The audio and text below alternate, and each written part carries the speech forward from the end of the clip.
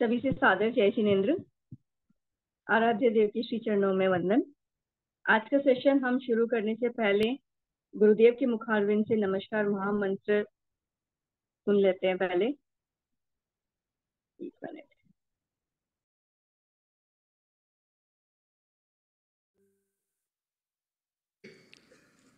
नमो अरहंताणम, नमो सिद्धाणम, नमो आयरियाणम, नमो उवज्झायाणम, नमो लोए सव्वसाहूणम।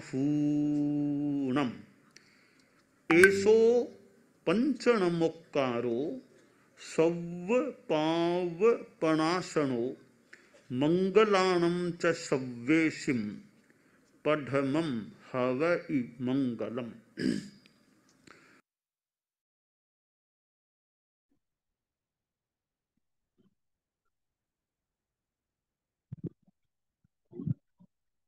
पिछले सेशन के पुनरावर्तन के लिए मैं आमंत्रित करना चाहूंगी निकिता जी बेंगवानी को कि हमें पिछले सेशन का रिवीजन कराएं।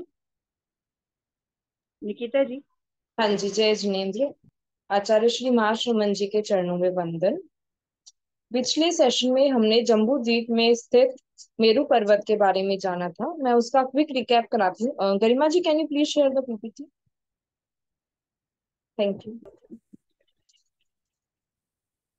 एक आचार्य श्री तुलसी द्वारा रचित एक गीतिका है, स्वामी जी थारी साधना की मेरू सी ऊंचाई। इसी से हमें ज्ञात होता है कि मेरू पर्वत कितना विशाल है। आइए और आगे जानते हैं।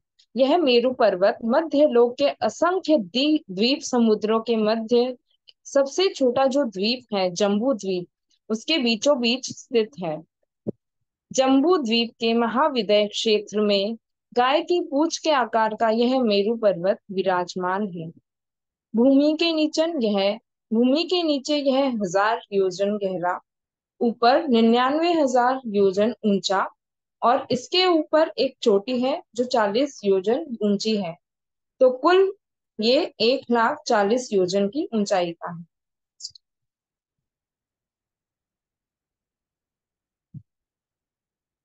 पृथ्वी तल के नीचे मेरू पर्वत विस्तृत है 10,090 10/11 योजन। पृथ्वी के तल पर इसका विस्तार 10,000 योजन, जो नीचे से ऊपर शिखर तल तक पहुंचते पहुंचते 1000 योजन ही रह जाता है। मेरू पर्वत के मालिक मंदर नाम के वानव्यंतर देव है, जिनकी एक पल्योपम की स्थिति है। नेक्स्ट।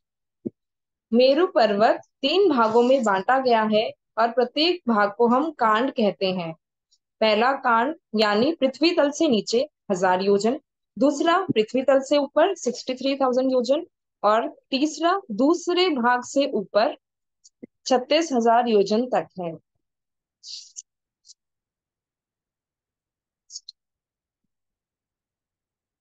मेरू पर्वत पर 4 वन हैं, भद्रशाल वन, नंदन वन, सोमनस वन और पंडक वन। भद्रशाल वन मेरू पर्वत के पृथ्वी तल पर है। यह मेरू पर्वत के पश्चिम में 22,22 हजार योजन लंबा, उत्तर दक्षिण में 250-250 योजन चौड़ा है। नंदन वन भद्रशाल वन से 500 योजन की ऊंचाई पर है। यह सभी ओर समान विस्तार की अपेक्षा से गोलाई में है और यह मेरू पर्वत के चारों ओर स्थित है। इसकी चौड़ाई 500 योजन है। नेक्स्ट। सोमनस वन नंदन वन से 62,500 योजन ऊपर जाने पर आता है। यह मेरू पर्वत के चारों ओर से परिवेष्टित किए हुए हैं। 500 योजन इसका विस्तार है और पंडक वन सोमनस वन से 36,000 योजन ऊपर है। यह मेरू पर्वत की चोटी के चारों ओर फैला हुआ है। चक्रवाल विश्वकम की दृष्टि से 494 योजन इसका विस्तीर्ण है। ये चारों दिशाओं में 4 शिलाएं हैं, जिन पर देवेंद्रों द्वारा तीर्थंकर भगवंतों को का जन्माभिषेक महोत्सव मनाया जाता है। इन शिलाओं को अभिषेक शिला भी कहते हैं।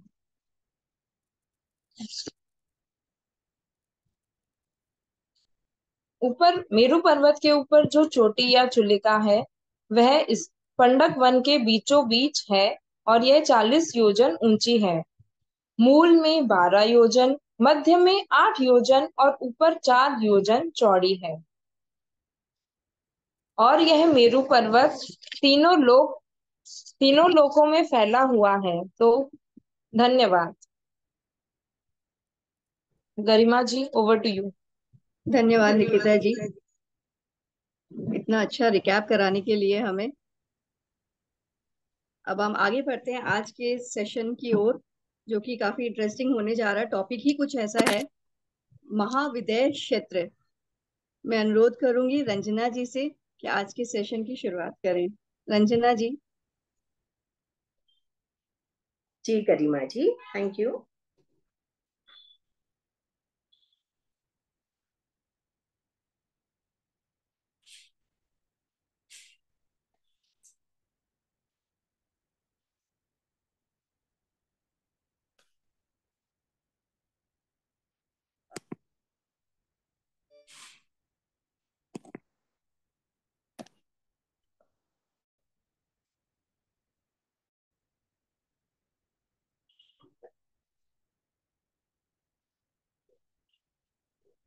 पंच परमेष्टि को नमन, वंदे गुरुवरम। सभी से सादर जय जिनेन्द्र। आज लोकानुप्रेक्षा सीरीज में हम जम्बू द्वीप भाग 7 तक पहुंच गए हैं और इसमें चर्चा चल रही थी जम्बू द्वीप के बारे में। जम्बू द्वीप के बारे में हमने अनेक बातें जानी, मध्यलोक को देखा, उसमें सबसे छोटे द्वीप को देखा जो जम्बू द्वीप है। और इसी जम्बू द्वीप में अनेक क्षेत्र हैं, अनेक पर्वत हैं, उन सब को हमने जाना।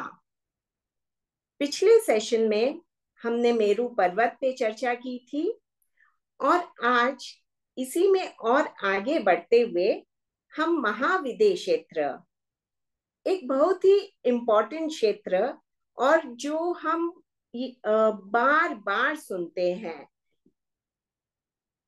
हम सब जानते हैं कि वहां पे विहरमान अभी भी विराजित हैं। सिमंदर जी स्वामी आदि को हम वंदना भी करते हैं, पर यह क्षेत्र कैसा है और कहाँ है, इन सब चीजों को जाने। कितना बड़ा है, कितना चौड़ा है, यहाँ कौन सा आरा चलता है, विहरमान भगवान कहाँ विराज रहे हैं, इन सबको आज हम गहराई से जानेंगे।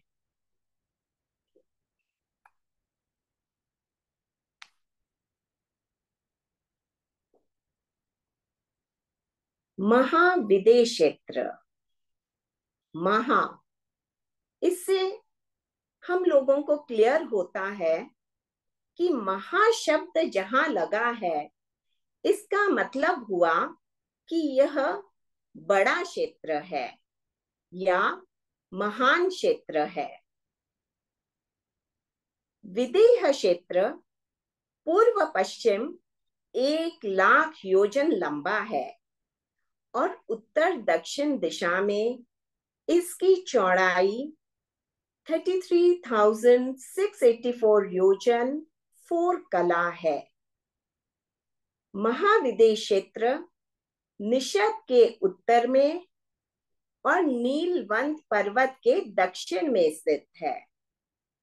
यह पलंग के आकार के समान संस्थित है। महाविद्य क्षेत्र के बीचों बीच मेरु पर्वत स्थित है।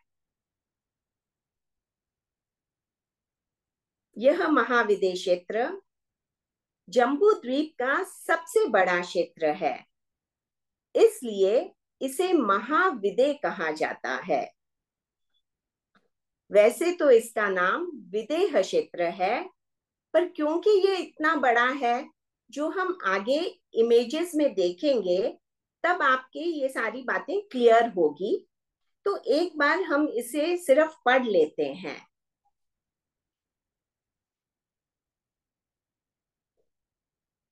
दूसरी चीज हमें जो जाननी है वह यह है कि महाविदे क्षेत्र के मुख्य 4 विभाग हैं: पूर्व महाविदे, पश्चिम महाविदे, देवकुरु और उत्तर कुरु। पश्चिम महाविदे की स्थान पर कई जगह अपर महाविदे भी आता है। महाविदे क्षेत्र में 5 मुख्य बड़े पर्वत हैं। एक मेरु पर्वत, जिसे हमने डिटेल में पिछली बार देखा था, और 4 गजदंताकार पर्वत। 4 गजदंताकार पर्वत के नाम हैं माल्यवंत, सोमनस, विद्युतप्रभ और गंधमादन।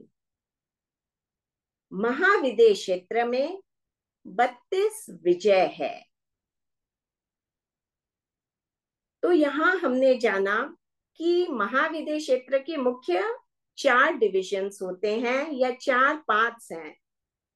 एक है पूर्व महाविदे क्षेत्र, दूसरा है पश्चिम महाविदे क्षेत्र, तीसरा है देवकुरु और चौथा है उत्तर कुरु। महाविदे क्षेत्र में अनेक पर्वत हैं, परंतु उनमें से मुख्य 5 हैं।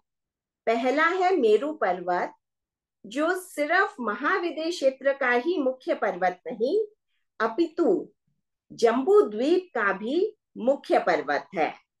और 4 गजदंता पर्वत। गजदंता पर्वत को गजदंताकार पर्वत क्यों कहते हैं, यह जब आप आगे इमेज में देखेंगे तो आपको क्लियर होगा कि ये जैसे हाथी का दांत होता है, उस शेप के ये पर्वत हैं। और इन चारों पर्वतों के नाम दिए गए हैं। इसके साथ साथ यह विशेषता भी बताई गई है कि महाविदे क्षेत्र में 32 विजय हैं। अब हम इमेजेस के द्वारा पूरे महाविदे क्षेत्र को अच्छे से जानेंगे, अच्छे से समझेंगे। यह देखिए, यह है जम्बू द्वीप। 1,00,000 योजन चौड़ा, 1,00,000 योजन लंबा। इसका डायामीटर 1,00,000 योजन है।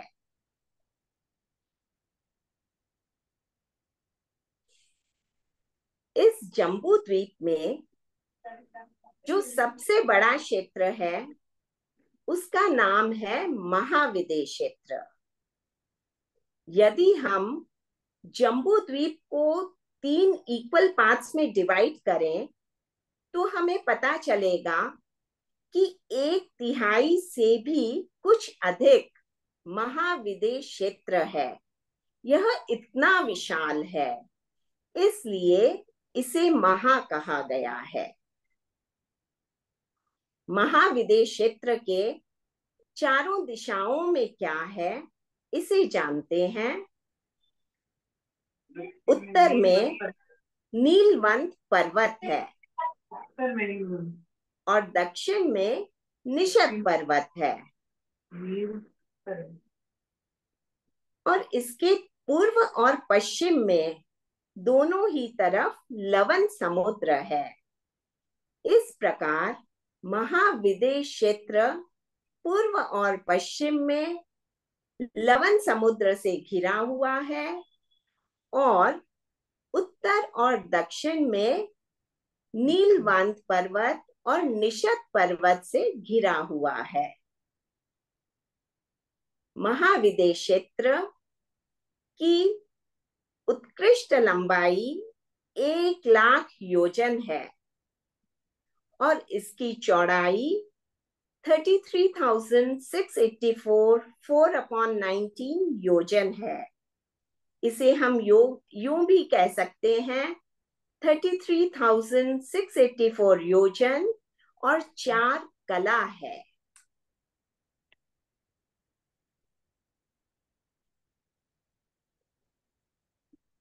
अब हम महाविदेश क्षेत्र को ही अलग से स्टडी कर रहे हैं, तो ये मैंने जम्बू द्वीप की इमेज से सिर्फ महाविदेश क्षेत्र को लिया है।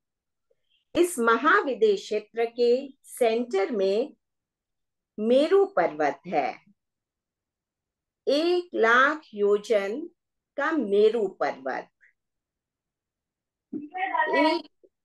1,00,000 योजन लंबा है। यह महाविदेश क्षेत्र के एकदम सेंटर में है। मेरू पर्वत के कारण से महाविदेश क्षेत्र 2 भागों में विभाजित हो जाता है।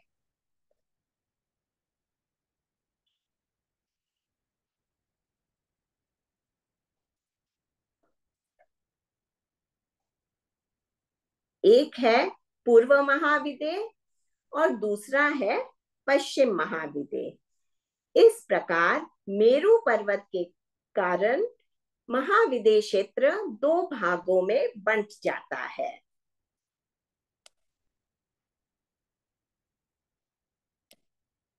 इसके साथ साथ 2 महानदियां भी महाविदेश क्षेत्र में बहती हैं। निषद पर्वत में तिगिन छिद्र से ऐसे होती हुई सीता नदी महाविदेश क्षेत्र में बहती है और इस तरफ पूर्व में लवण समुद्र से मिल जाती है। नीलवंत पर्वत में केशरी द्रह से सीता नदी निकलती है, जो कि पूर्व में लवण समुद्र में मिल जाती है, और निषद पर्वत में तिगिन छिद्र से सीतोदा नदी निकलती है, जो वेस्ट में लवण समुद्र में मिल जाती है। तो इस प्रकार से 2 नदियां हैं, एक है सीता नदी और दूसरी है सीतोदा नदी। इन दोनों नदियों के कारण से महाविदेश क्षेत्र 2 पार्ट्स में डिवाइड हो जाता है। एक है उत्तर महाविदेश क्षेत्र और दूसरा है दक्षिण महाविदेश क्षेत्र। बीच में मेरू पर्वत के कारण से पूर्व महाविदेश क्षेत्र और पश्चिम महाविदेश क्षेत्र, और 2 नदियां सीता नदी एवं सीतोदा नदी। सीता नदी के कारण से और सीतोदा नदी के कारण से 2 विभाग होते हैं महाविदेश क्षेत्र के, उत्तर महाविदेश क्षेत्र और दक्षिण महाविदेश क्षेत्र।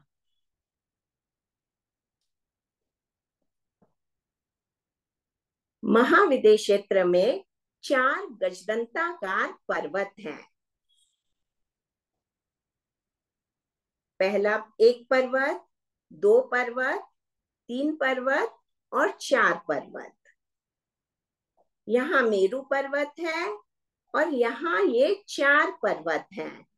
इस कारण से महाविदेश क्षेत्र और आगे डिवाइड हो जाता है। इन गजदंताकार पर्वतों के कारण से यह अर्धचंद्राकार आकृति सी बनती है।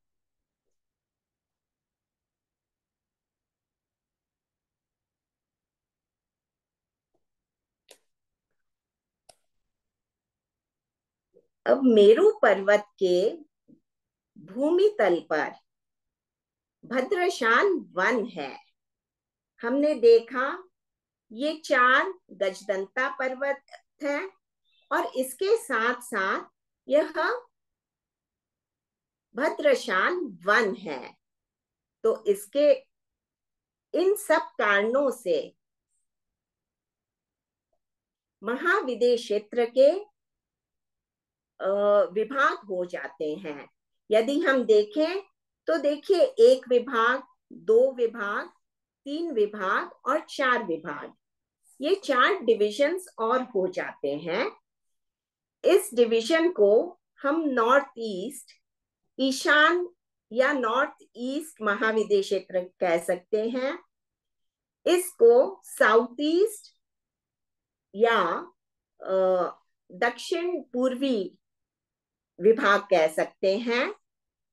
यह साउथ वेस्ट नैऋत्य कोण का विभाग और यह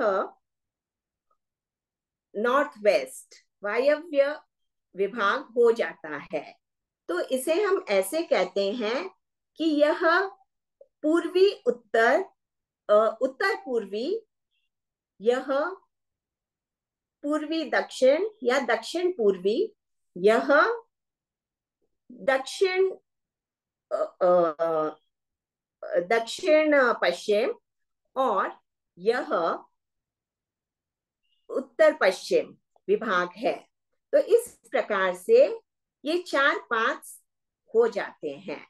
और बीच में हमने देखा गजदंता पर्वत के कारण से, मेरू पर्वत के कारण से कैसे डिविजन्स हुए हैं। इससे आगे हम चलते हैं तो सबसे पहले हम जो उत्तर पूर्वी साइड है इसे स्टडी करते हैं। इस एरिया को 3 नदियां बांटती हैं। 3 नदियां इसमें बहती हैं। यह ऊपर के पर्वत से होते हुए सीता नदी में मिलती हैं और यह 3 नदियां इस पर्टिकुलर पार्ट को 3 डिविजन्स में, इक्वल डिविजन्स में डिवाइड करती हैं। तो यह जो 3 नदियां हैं इन्हें विभंगा नदियां कहा जाता है अथवा अंतर नदी, क्योंकि यह इस क्षेत्र में अंतर करते हैं, इसलिए इन्हें अंतर नदियां भी कहा जाता है। तो हमने देखा कि पूर्व महाविद्य में जो नॉर्थ ईस्ट का भाग है वहां पे ये 3 नदियां बह रही हैं। इसी प्रकार से इन चारों पार्ट्स में 3-3 नदियां बहती हैं। यहाँ की नदियां सीता नदी में मिल जाती हैं, उनमें समा जाती है उसमें, और यहाँ की जो नदियां हैं वे सीतोदा नदी में समाती हैं। इस प्रकार से 3 + 3 + 3 + 3 टोटल 12 विभंगा नदियां हैं। 12 अंतर नदियां हैं महाविद्य क्षेत्र में।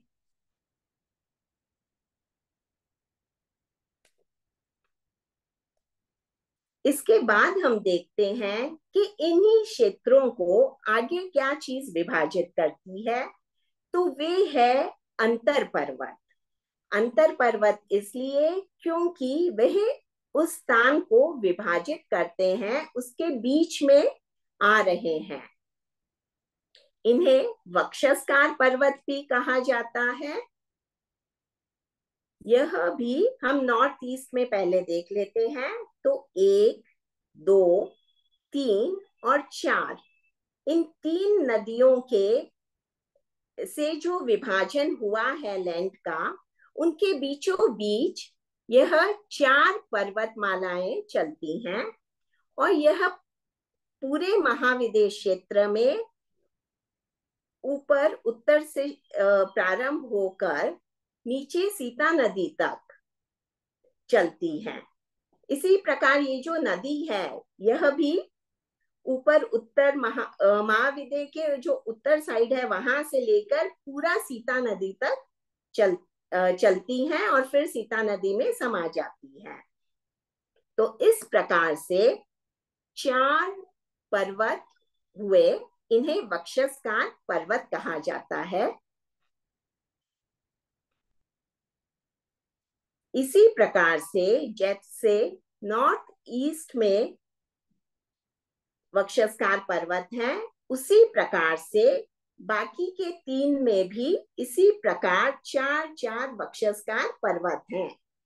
तो इस प्रकार से 4 + 4 + 4 + 4 टोटल 16 वक्षस्कार पर्वत महाविदेश क्षेत्र में हैं। तो यहाँ हमने जाना कि सबसे पहले मेरु पर्वत से 2 विभाग हुए, पूर्व महाविदेह और पश्चिम महाविदेह।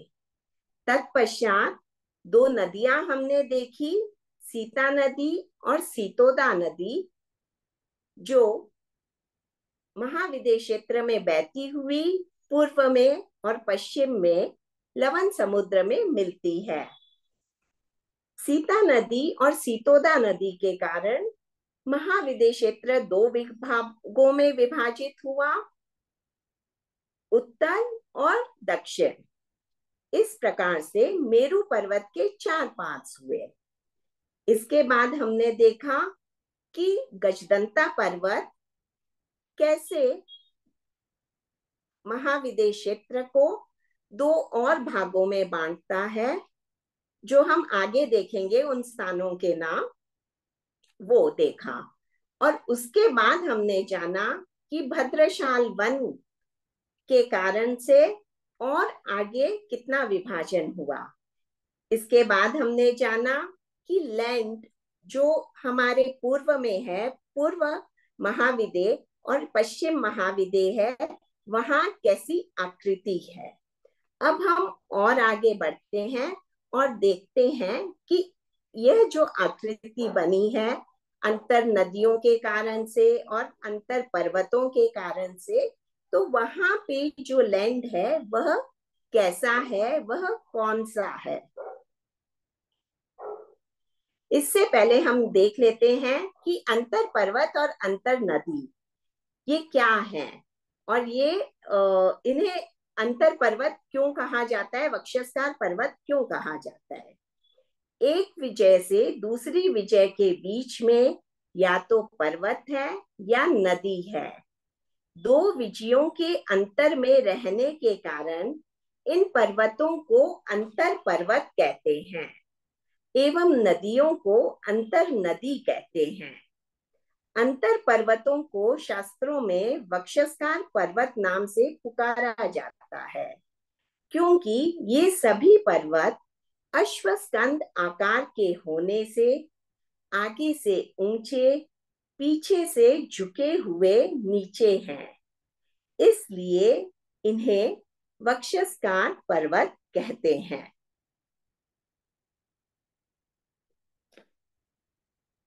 अब ये जो वक्षस्कार पर्वत हैं, यह दोनों ही तरफ, निषद और नीलवंत पर्वत की तरफ, ये 500 योजन चौड़े हैं और 400 योजन इनकी हाइट है। और नदी की तरफ, सीता नदी या सीतोदा नदी, उसकी तरफ इनकी चौड़ाई 400 योजन हो जाती है और इनकी जो हाइट है वह 500 योजन होती है। और इनका जो इन पर्वतों की जो लंबाई है वह पूरे विजय की जो लंबाई है उतनी ही लंबाई इन पर्वतों की है। अब ये महाविदेह क्षेत्र में ये जो लैंड की आकृति बनी है पर्वतों के द्वारा एवं नदियों के द्वारा, उन सारे जो भूमि का जो भाग है उन्हें हम क्या कहते हैं। तो महाविदेह क्षेत्र की ये 32 जो डिविजन्स हैं उन्हें विजय कहा जाता है। हम देखते हैं, यह पहली विजय है, यह दूसरी विजय है, तत्पश्चात यह तीसरी विजय, चौथी विजय, 5वीं, 6ठी, 7वीं और 8वीं विजय। इसी प्रकार यह 9वीं विजय, 10वीं विजय, 11वीं, 12वीं, 13वीं, 14वीं, 15वीं और 16वीं विजय है। तो पूर्व महाविद्य में 16 विजय है। यदि हम यह देखें कि नॉर्थ ईस्ट महाविद्य में कितनी विजय है, तो 8 विजय है। साउथ ईस्ट में 8 विजय हैं।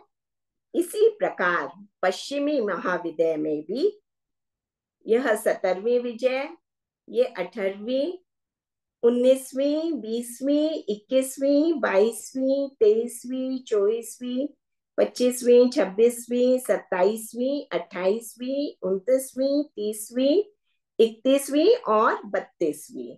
इस प्रकार से टोटल 32 विजय हैं। 16 विजय पूर्व महाविद्य में है और 16 विजय पश्चिम महाविद्य में है। और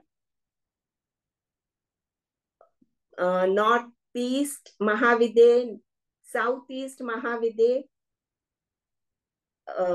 साउथ वेस्ट एवं नॉर्थ वेस्ट महाविद्य में हर एक में 8-8 विजय हैं। इस प्रकार से महाविद्य क्षेत्र की यह रचना है। हमने अनेकों बार सुना है महाविद्य क्षेत्र की विजय में विहरमान भगवान विराजते हैं। तो वे विजय क्या है, आज हमने उसे जाना कि कैसे वहां की भूमि डिवाइड हुई है और वहां इस प्रकार से 32 विजय की रचना होती है। महाविद्य क्षेत्र की 32 विजयों के अलग अलग नाम हैं। तो इस प्रकार से जैसे सीता नदी के उत्तर में जो पहली विजय है उसका नाम है कच्छ विजय, दूसरी का सुकच्छ विजय, तीसरी का महाकच्छ, चौथी का कच्छावती, पांचवी का आवर्त, छठी का मंगलावर्त, सातवीं का पुष्कलावर्त और आठवीं का पुष्कलावती। इसी प्रकार से सीता नदी के दक्षिण में जो 8 विजय हैं उनका नाम है 9वीं का वत्स, 10वीं का सुवत्स, 11वीं का महावत्स, 12वीं का वत्सावती, 13वीं का रम्य, 14वीं का रम्यक, 15वीं का रमणीय और 16वीं का मंगलावती। ये इतनी जो विजय है ये पूर्व महाविद्य की विजय है। इसके बाद पश्चिम महाविद्य में सीतोदा नदी के दक्षिण में 17वीं विजय स्टार्ट होती है जिसका नाम है पक्ष्म, 18वीं सुपक्ष्म, महापक्ष्म, पक्ष्मकावती, शंख, कुमुद, नलिन, नलिनावती। 25वीं विजय जो सीतोदा नदी के उत्तर में है उसका नाम है वप्रा, 26वीं का सुवप्रा, 27वीं का महावप्रा, 28वीं का वप्रावती, 29वीं का वल्गु, 30 का सुवल्गु, गांधिल और गांधिलावती। इस तरह से पूर्व महाविद्य और पश्चिम महाविद्य की 32 विजयों के नाम हैं। इन सारे विजयों के नाम के साथ साथ इनकी राजधानियों के भी नाम आते हैं। शेमा, शेमपुरा आदि इनकी राजधानियों के अलग अलग नाम हैं। इसी प्रकार से जो हमने वक्षस्कार पर्वत देखे थे और जो अंतर नदियां देखी थी उन सब के भी भिन्न भिन्न नाम हैं।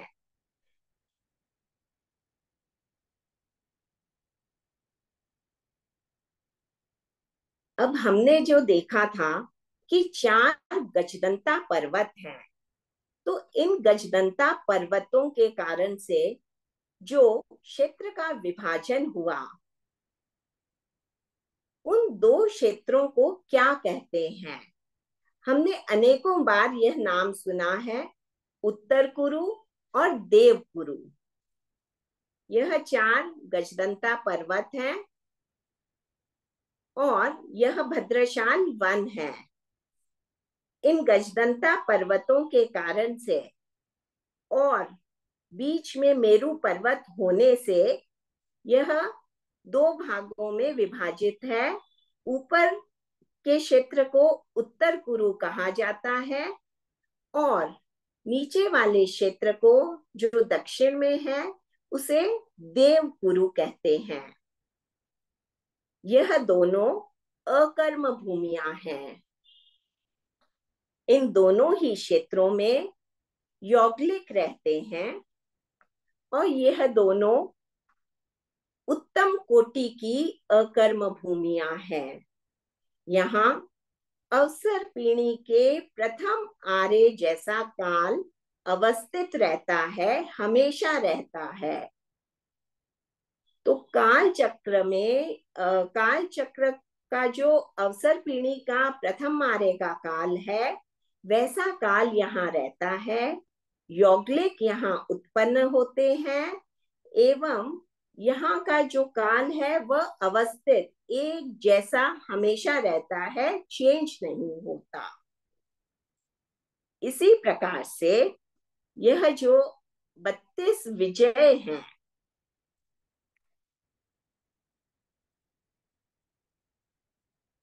इन सब क्षेत्रों में 32 विजय वाले क्षेत्रों में हमेशा अवसर पीढ़ी के चौथे आर्य जैसा काल अवस्थित रहता है। यहाँ पे भी काल हमेशा एक जैसा रहता है, चेंज नहीं होता। यहाँ से हमेशा जीव मोक्ष को प्राप्त कर सकता है इन 32 विजयों से। इसलिए इन क्षेत्रों को विदेह क्षेत्र भी कहा जाता है।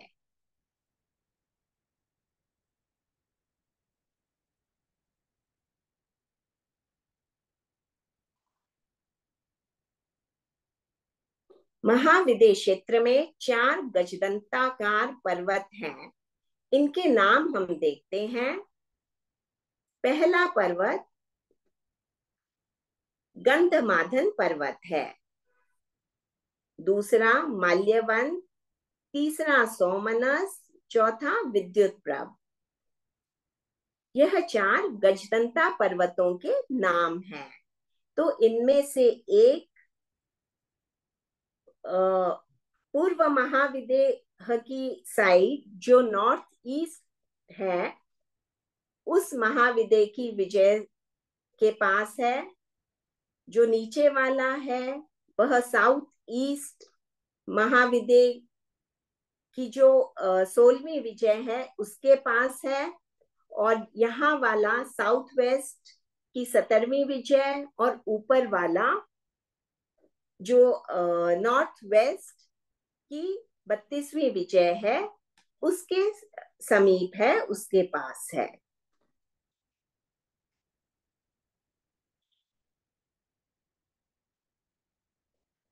अब हम देखते हैं महाविदेह क्षेत्र के अन्य पर्वत द्रय, वृक्ष और मुखवन। हमने 32 विजय देखी, उसके साथ साथ हमने यहाँ पे थोड़ा सा एक अलग सा स्थान देखा था। तो यह क्या है? इसे सीता मुखवन कहते हैं और यहाँ जो स्थान है नदी के दोनों तरफ उसे सीतोदा मुखवन कहते हैं। यह पूरा स्थान सीता मुखवन है और यह सीतोदा मुखवन है। इसके साथ साथ उत्तर कुरु में 2 और पर्वत हैं जिन्हें यमक पर्वत कहते हैं और देवकुरु में भी 2 पर्वत हैं, एक चित्र और दूसरा विचित्र। तो इस प्रकार से महाविदेह क्षेत्र के 4 और पर्वतों को हमने देखा। 2 उत्तर कुरु क्षेत्र में यमक पर्वत और 2 देव कुरुक्षेत्र में चित्र पर्वत और विचित्र पर्वत। ये जो 4 पर्वत है ये 1000 योजन ऊंचे हैं और मूल में 1000 योजन चौड़े हैं। जैसे ये ऊपर जाते हैं चौड़ाई कम होती जाती है और ऊपर आते आते 500 योजन चौड़े रह जाते हैं। यह नीलवंत पर्वत और निषद पर्वत से 800 योजन झाझेरी दूर हैं। अब हम देखते हैं ये 2 वृक्ष। यह उत्तर कुरु में जम्बू वृक्ष है जिसे हमने पहले भी जाना था। जम्बू वृक्ष के कारण से इस द्वीप का नाम जम्बू द्वीप पड़ा है और इस जम्बू वृक्ष पे जम्बू द्वीप के अधिष्ठायक देव अनादृत देव का वास है। इसी प्रकार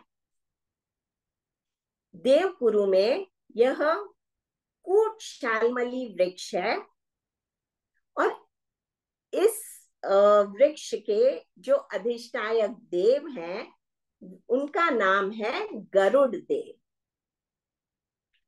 तो इस प्रकार से हमने 4 और पर्वत देखे, 2 यमक और 2 चित्र और विचित्र। इनके साथ साथ 2 वृक्षों के बारे में भी हमने जाना।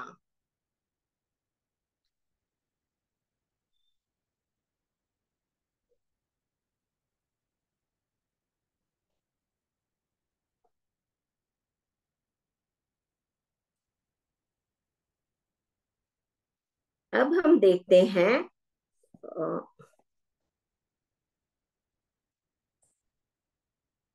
यहाँ पर कुछ आकृतियां बनी हुई हैं।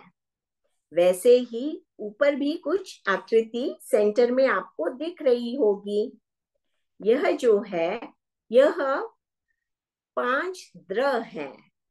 5 द्रह देवपुरु में हैं और इसी प्रकार 5 द्रह उत्तर कुरु में है। द्रह का अर्थ होता है गहरा, जहां पानी होता है उन्हें द्रह कहते हैं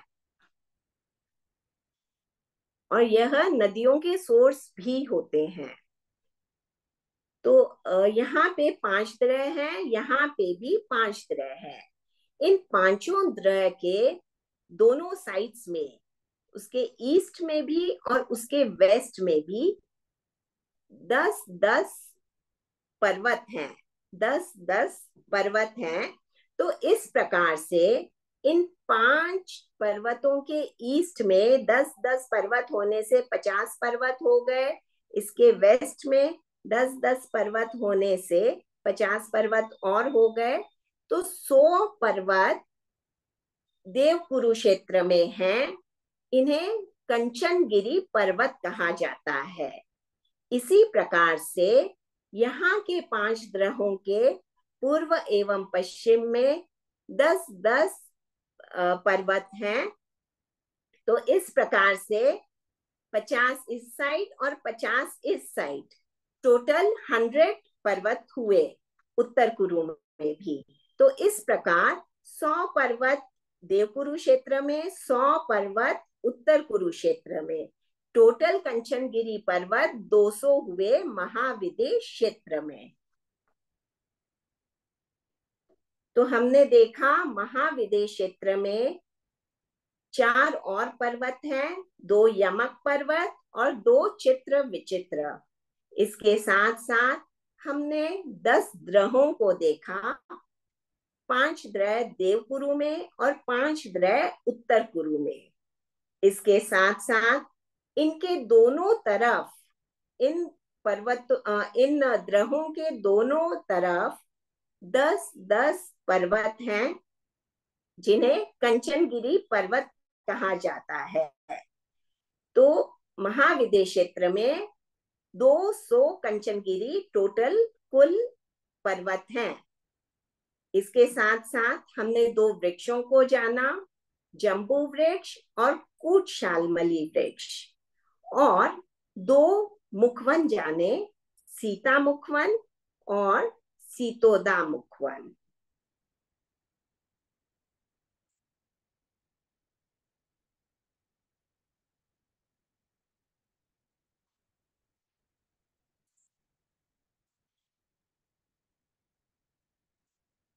अब हम जानते हैं कि तीर्थंकर भगवान कहाँ विराज रहे हैं।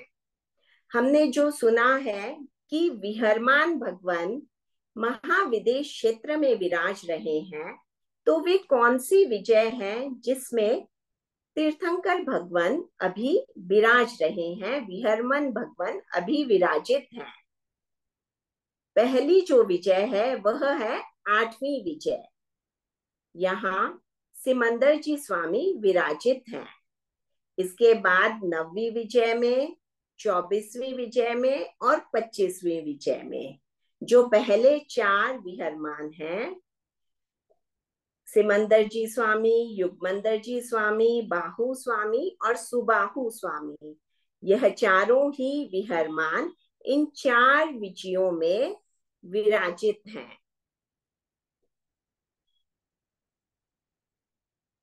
तीर्थंकर भगवान जगन्य 4 होते हैं एक महाविदेश क्षेत्र में। तो वे 4 कौन सी विजयों में हैं?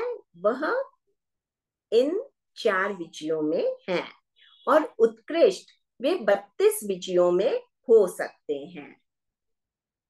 इसी प्रकार से चक्रवर्ती जगन्य महाविदेश क्षेत्र में 4 होते हैं और उत्कृष्ट 28 हो सकते हैं।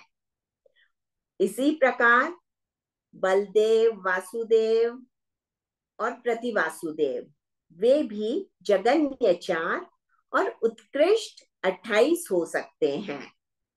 जिस विजय में चक्रवर्ती होते हैं वहां वासुदेव नहीं होते हैं। जहां तीर्थंकर होते हैं वहां चक्रवर्ती भी हो सकते हैं अथवा वासुदेव भी हो सकते हैं।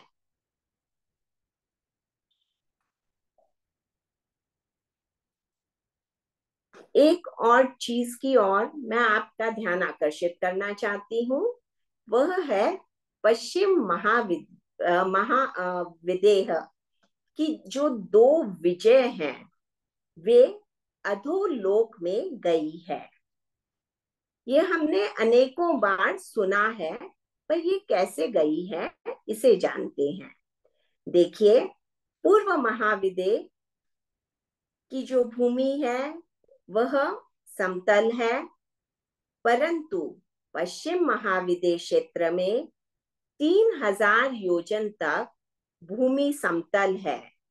उसके बाद भूमि धीरे धीरे नीचे की ओर, ढलान की ओर जाने लगी है। ऐसे यह भूमि स्लोली नीचे की ओर जाती जाती 1000 योजन तक नीचे चली गई है।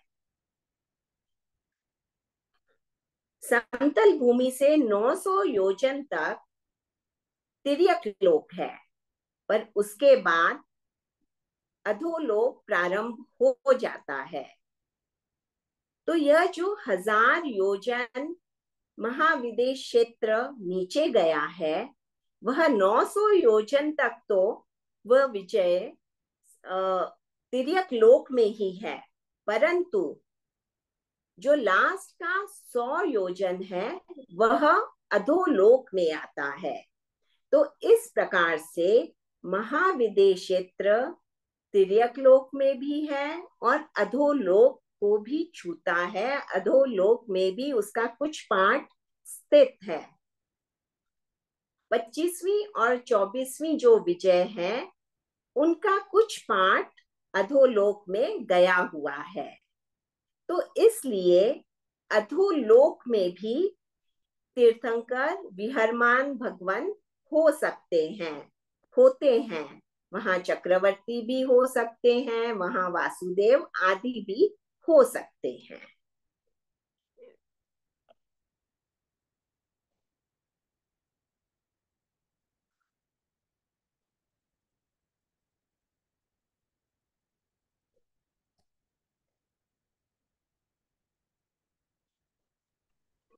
गरिमा जी।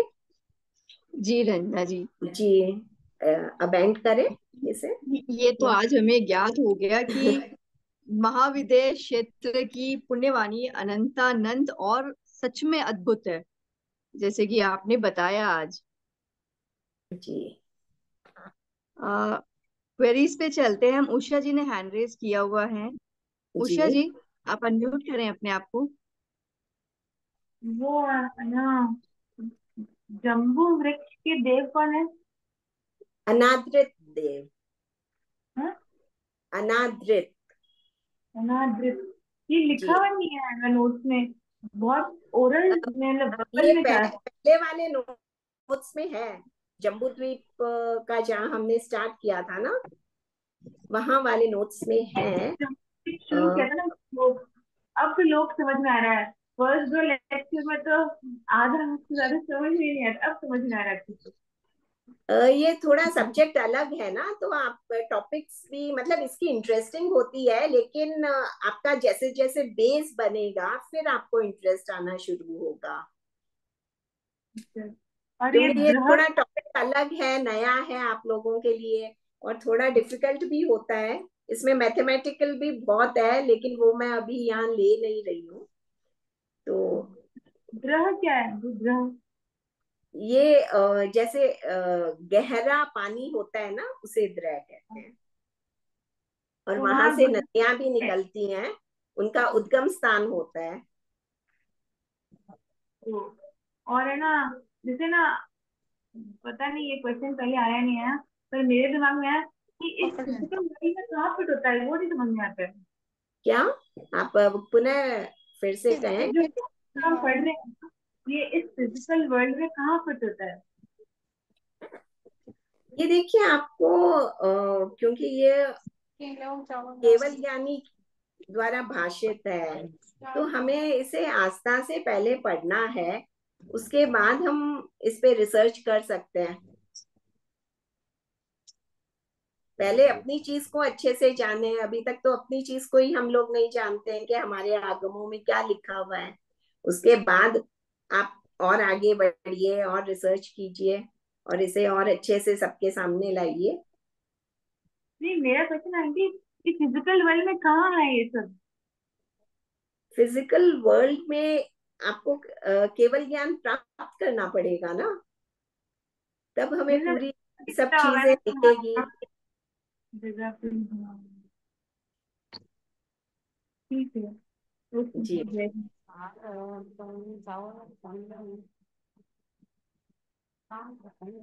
देखिए, अपने भी ऐसे अपने कहा गया है कि असंख्यात सूर्य है, असंख्यात चंद्र है, इतने द्वीप हैं, इतने समुद्र, इस टाइप से। अब रिसर्चेस में आ रहा है कि कॉस्मोस में कितनी गैलेक्सीज हैं, कितने सूर्य हैं, कितने चंद्र हैं, हर प्लेनेट के चंद्र बता रहे हैं। तो इस तरह से अब धीरे धीरे जैसे रिसर्च आगे बढ़ती है, कई चीजें सामने आ रही है। तो हम लोगों को भी इसमें बहुत रिसर्च करने की जरूरत है, आवश्यकता है। और इसके साथ साथ हमें मॉडर्न साइंस क्या कहता है, क्या उसके नए अनुभव है, उन्हें भी बहुत डिटेल में जानने की आवश्यकता होती है। तब हम इसका कंपैरेटिव स्टडी कर सकते हैं। ठीक है आंटी, ओ मैडम। जी बिल्कुल बिल्कुल। धन्यवाद। बहुत वास्ट है ये, बहुत उम्दा है ये लोक की यात्रा जो आप हमें करा रहे हो रंजना जी। आज हमारे 7 सेशंस भी कंप्लीट हो चुके हैं यहाँ। जी तो अब फटाफट हम चलते हैं अपने नेक्स्ट पार्ट की तरफ। ऑफ कोर्स वो क्विज है अपना। तो ये देखते हैं कि चलो आज किसने कितना अच्छे से अटेंड किया है और इस जी क्षेत्र को समझा है, महाविद्यालय क्षेत्र को। क्षेत्र को। जी मूव कीजिए राहुल जी से कि वो क्विज स्टार्ट करें आज का। जय जिनेन्द्र सभी को। मैं स्क्रीन शेयर कर रहा हूँ। स्क्रीन शेयर गेम स्टार्ट करने से पहले, गेम से जुड़ने के लिए आप सभी अपना मोबाइल नंबर जरूर डालें, नाम और मोबाइल नंबर जरूर लिखें, और लिंक आपको यहाँ पे चैट बॉक्स में और लोकानुप्रेक्षा व्हाट्सएप ग्रुप में भी भेज दिया गया है। आप यहाँ पे क्यूआर कोड को स्कैन करके भी गेम में ज्वाइन कर सकते हैं।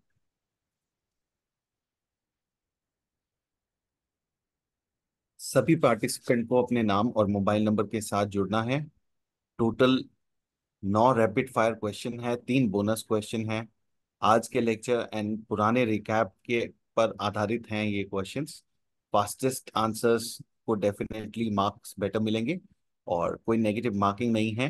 हम 3 डिफरेंट प्लेयर्स को रिकॉग्नाइज करते हैं जिन्होंने पुराने सेशंस में फर्स्ट सेकंड थर्ड ना अचीव किया हो, तो उन 3 डिस्टिंक्टिव प्लेयर्स को हम रिकॉग्नाइज करेंगे।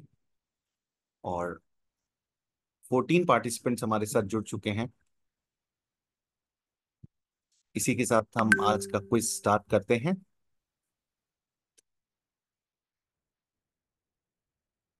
क्वेश्चन नंबर 1, महाविदेश क्षेत्र किन 2 वर्षधर पर्वतों के मध्य स्थित है?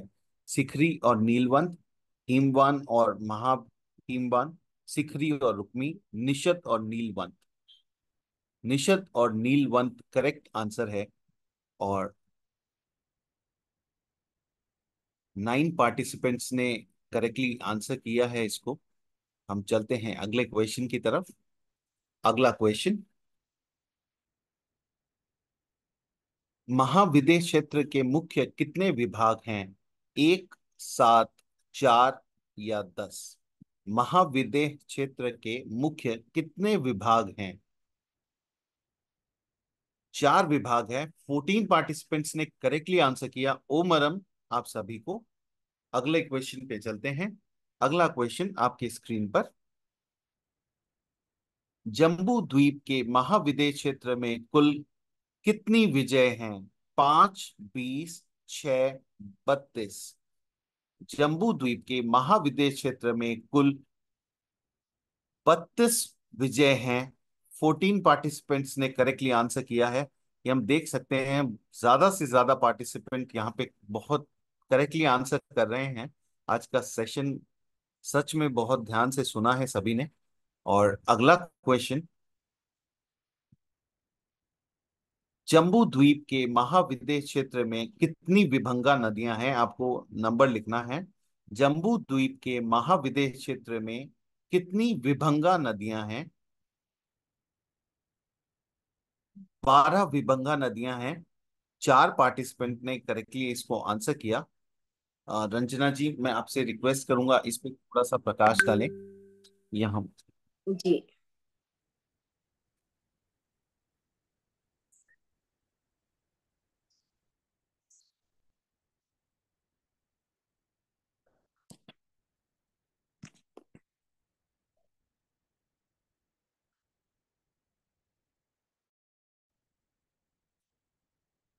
आपको पीपीटी दिख रहा है? हाँ। जी, तो यह देखिए,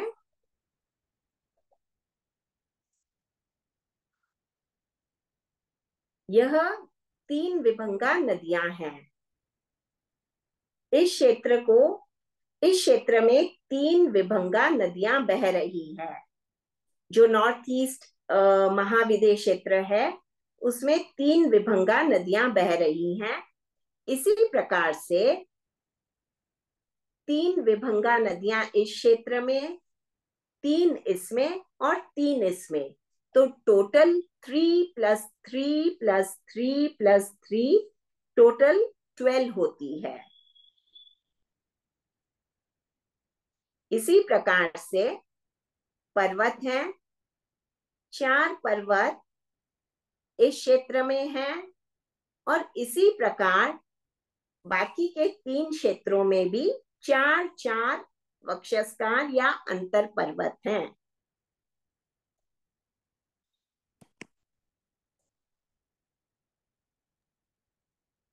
यह सभी को क्लियर हो जी। गया होगा और हम फिर से क्विज की तरफ चलते हैं। तो अगली स्लाइड है हमारी लीडरशिप बोर्ड की। लीडरशिप बोर्ड पे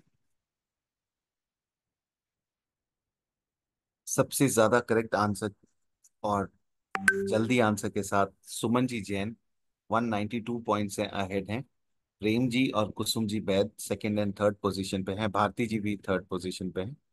हम भारती जी ने चारों करेक्ट आंसर किए हैं। ओमरम भारती जी।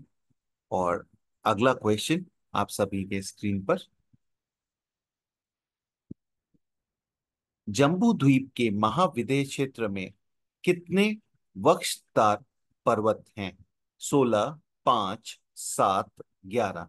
जम्बू द्वीप के महाविदय क्षेत्र में कितने वक्षतार पर्वत हैं? 11 पार्टिसिपेंट ने इसको करेक्टली आंसर किया है। 16 ये अभी अभी हमने जाना था रंजना जी से और इमीडिएटली ये क्वेश्चन आ गया। तो ध्यान से सुनने के लिए और समझने के लिए ओम अरब आप सभी का। अगला क्वेश्चन। 4 गज दंताकार पर्वत में से एक का नाम है मेरु हिमवान विद्युत प्रभ शब्दपाती। मेरु हिमवान विद्युत प्रभ शब्दपाती। करेक्ट आंसर है विद्युत प्रभ। 11 पार्टिसिपेंट ने करेक्टली आंसर किया है इसको। ओमरम आप सभी के लिए। और अगला क्वेश्चन। जम्बू द्वीप के महाविदेह क्षेत्र में कितनी अकर्म भूमियां हैं? 5, 4, 2, 7। जम्बू द्वीप के महाविदेह क्षेत्र में कितनी अकर्म भूमियां हैं? 2 अकर्म भूमियां हैं। 11 पार्टिसिपेंट ने करेक्टली इसको आंसर किया। और अगला क्वेश्चन। पूर्व और पश्चिम महाविदेह क्षेत्र की विजयों में अवसर्पणी काल के कौन से आर्य के समान काल अवस्थित रहता है? पांचवें, तीसरे, चौथे, पहले। अवसर्पणी काल के चौथे आर्य के समान काल अवस्थित रहता है पूर्व और पश्चिम महाविदेह क्षेत्र की विजयों में। और 7 पार्टिसिपेंट ने इसको करेक्टली आंसर किया। Next question. जम्बू द्वीप के महाविदेह क्षेत्र में जघन्य कितने तीर्थंकर हर समय विराजमान रहते हैं? कितने तीर्थंकर हर समय विराजमान रहते हैं? 32, 16, 4 और 10। 4 करेक्ट आंसर है। 8 पार्टिसिपेंट ने करेक्टली आंसर किया। अब हम देखते हैं स्कोर बोर्ड पे क्या इम्पैक्ट आता है इसका। स्कोर बोर्ड आप सभी के सामने। स्कोर बोर्ड में फेरबदल। सुमन जी जैन फर्स्ट स्थान पर हैं 478 पॉइंट्स के साथ। कुसुम जी और भारती जी सेकंड एंड थर्ड पोजीशंस पे है। भारती जी के लिए ओमरम आपने सारे 9 से 9 करेक्ट आंसर किए हैं। और इसी के साथ हम चलते हैं बोनस राउंड की तरफ। Bonus questions. ये 10 सेकंड का क्वेश्चन होगा। पॉइंट्स 150। करेक्ट आंसर देना है। मेरू पर्वत पर कितने वन हैं? आपको टाइप करना है मेरू पर्वत पर कितने वन हैं। मेरू पर्वत पर कितने वन हैं? करेक्ट आंसर है 4। 8 पार्टिसिपेंट ने करेक्टली आंसर किया इसको। और लीडरशिप बोर्ड फिर से बदलाव। सुमन जी जैन, भारती जी और Kusum ji on first, second and third position. Nikita ji on fourth position. Bharti ji आप सभी आंसर करेक्टली दे रहे हैं। बहुत बहुत साधुवाद। आपने बहुत ध्यान से इन सेशंस को अटेंड किया है। और अगला क्वेश्चन। बोनस क्वेश्चन हमारे पुराने रिकैप सेशंस के होते हैं। मेरू पर्वत के मालिक देव का नाम क्या है? अनादत, गिरी कुमार, सुदर्शन, मंदर। मेरू पर्वत के मालिक देव का नाम है मंदर। 7 पार्टिसिपेंट ने करेक्टली इसको आंसर किया। बोनस क्वेश्चन हम जनरली लास्ट जो सेशन हुआ है उस पे आधारित रखते हैं। और आप लास्ट सेशन को रिवाइज करने के लिए यूट्यूब लिंक्स को देख सकते हैं। सारे यूट्यूब लिंक ग्रुप में प्रेषित किए गए हैं। और आगे भी यूट्यूब लिंक सारे प्रेषित किए जाएंगे। आप ध्यान से कभी भी जाकर रिवीजन कर सकते हैं वहां पर। और इसी के साथ लीडरशिप बोर्ड पर चलते हैं। लीडरशिप बोर्ड में changes: Bharti ji, Nikita ji and Sunita ji on first, second and third position. 11 correct answers. एक इंग्लिश की कहावत है, slow and steady wins the race. Bharti ji ने शायद सारे आंसर जल्दी ना दिए हों, पर उन्होंने सारे आंसर करेक्ट दिए हैं और उसी के साथ टॉप पोजीशन बना ली है। अगला क्वेश्चन, आज का लास्ट क्वेश्चन। मेरू पर्वत के कितने कांड हैं? आपको टाइप करना है करेक्ट आंसर। मेरू पर्वत के कितने कांड हैं? मेरू पर्वत के कितने कांड हैं? करेक्ट आंसर है 3। 2 पार्टिसिपेंट ने केवल इसको करेक्टली आंसर किया है। सो हमें बहुत जरूरी है हमारे लिए कि हम पुराने सेशंस को रिवाइज जरूर करें, क्योंकि हम विषय डिफिकल्ट है थोड़ा, और अगर हम इसको एक बार या 2 बार पुनरावर्तन करते हैं, रिवीजन करते हैं, पुराने सेशन को आप देखोगे तो यह हमारे लिए बड़ा ही ज्ञानवर्धक सेशन रहेगा। और इसी के साथ चलते हैं हम लीडरशिप बोर्ड पे, देखते हैं किन 2 जनों ने इसको करेक्टली आंसर किया। ऑफ कोर्स उसमें से एक है भारती जी, टॉप पोजीशन पे है भारती जी विद 762 पॉइंट्स। ओ मरम आपके लिए। निकिता जी और Sunita ji on second and third position. ओ मरम सभी के लिए। अब इस पूरी लिस्ट में से हम 3 टॉप डिस्टिंक्टिव प्लेयर्स को आइडेंटिफाई करेंगे। और धन्यवाद। गरिमा जी, ओवर टू यू।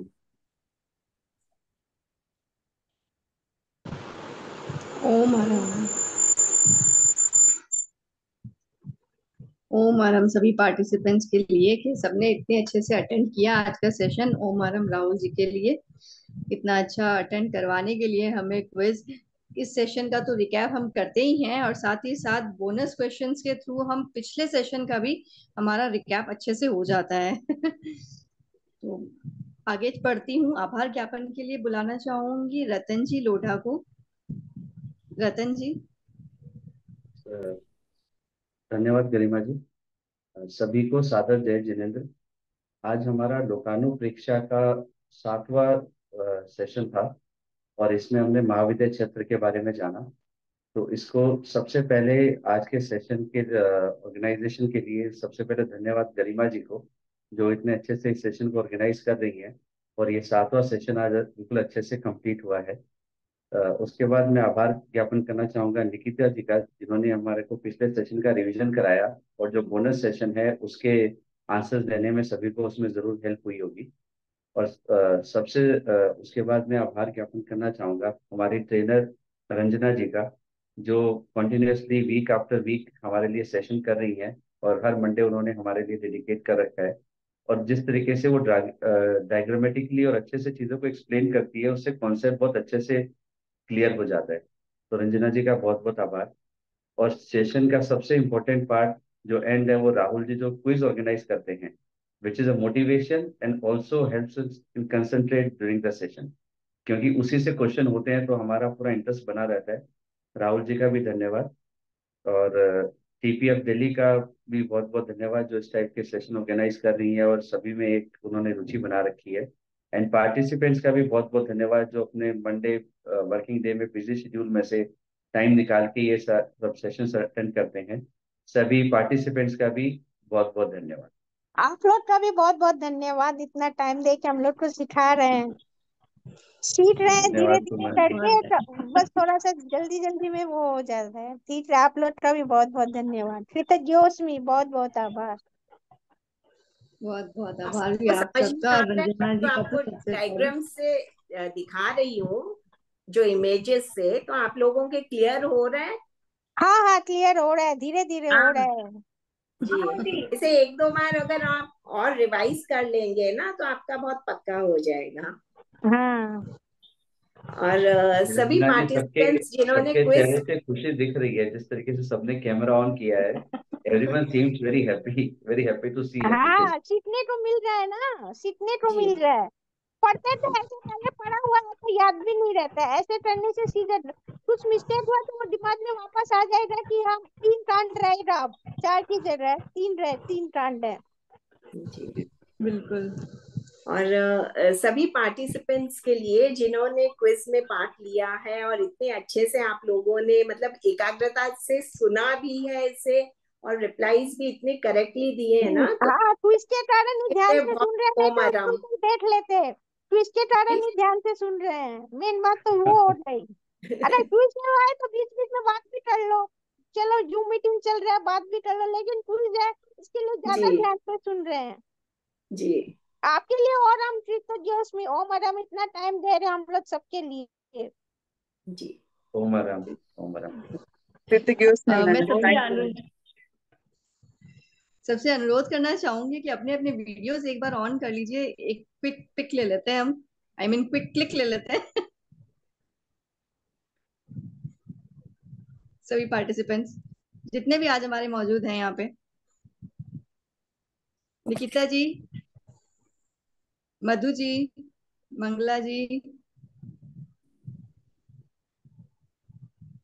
श्रेनिक भैया,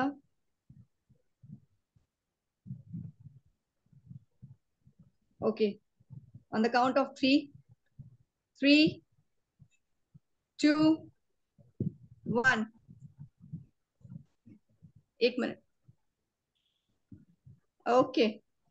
थैंक यू सभी का बहुत बहुत साधुवाद, बहुत बहुत आभार हमारे सेशंस को अटेंड करने के लिए। आज 7 हमारे कंप्लीट हो चुके हैं और आगे भी बहुत इंटरेस्टिंग सेशंस हमारे आने वाले हैं, जो क्षेत्र आगे हमें ये करवाने वाली है ये तो अभी हमें नहीं पता है।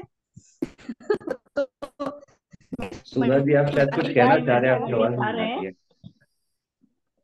हाँ, तो सुधा जी शायद कुछ कह रहे हैं, वो म्यूट है, उनकी आवाज नहीं आ रही है।